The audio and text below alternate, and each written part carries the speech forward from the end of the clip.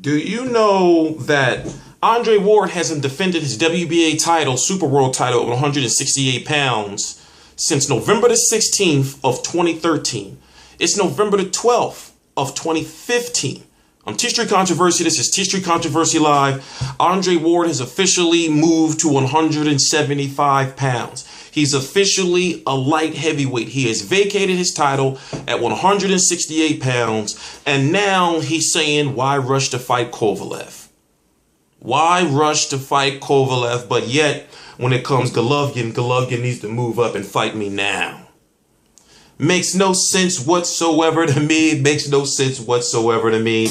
But Andre Ward is a good fighter. People say you're always hating on Andre Ward. I'm not hating on him. I'm just saying, like, we want to see, put it this way, for him to be so inactive, I just want to see him fight. And it was a disappointment when I found out that he's got some injury, some knee injury, and he can't fight on a Cotto versus Canelo undercard. The guy he wanted to fight, Rohan Murdoch, the Nevada State Athletic Commission told Andre Ward, you can't fight him for whatever reasons. Many are saying it's because they're saying, no, Andre Ward, you're not fighting no bum.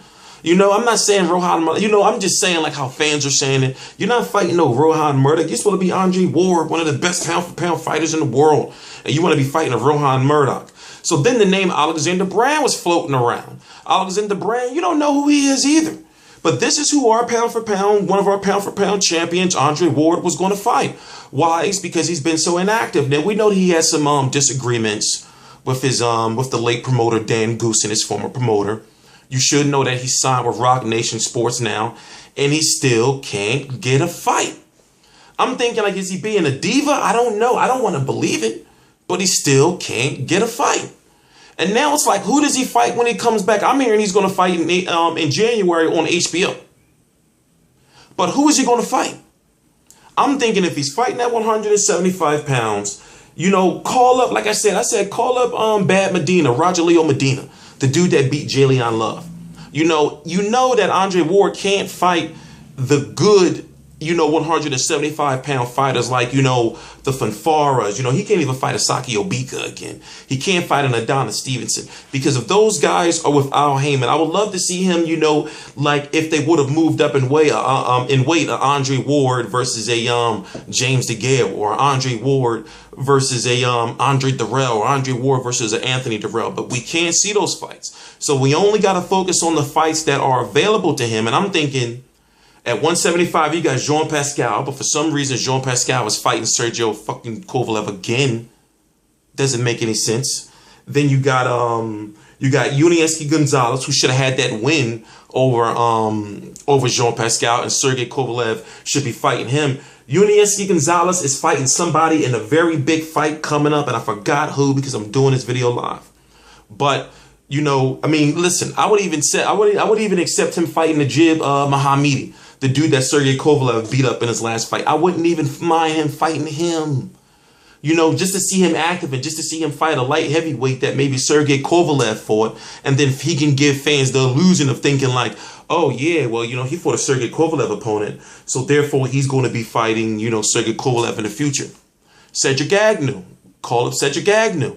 There's fights out there for hell, for crying out loud. Go see what Tavoris Cloud is doing. Pro Tavoris Cloud, he probably wants to make some money right now.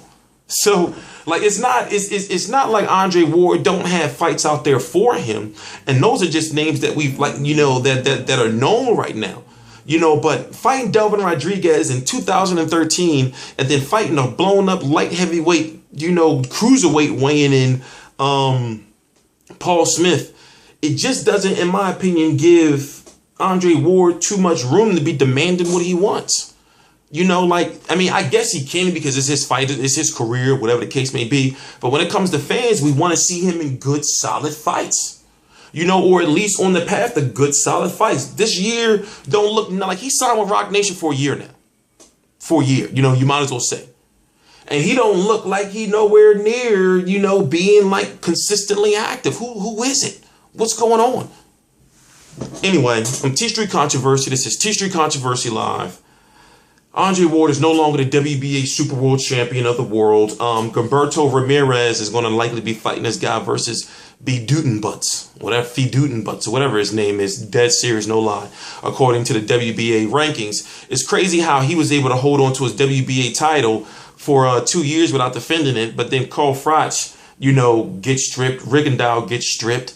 You know, it's just, I guess when you pound for pound, you know, you get to make the rules. Anyway, I'm T Street Controversy. This is T Street Controversy Live. I cover every single major fight live. Please subscribe.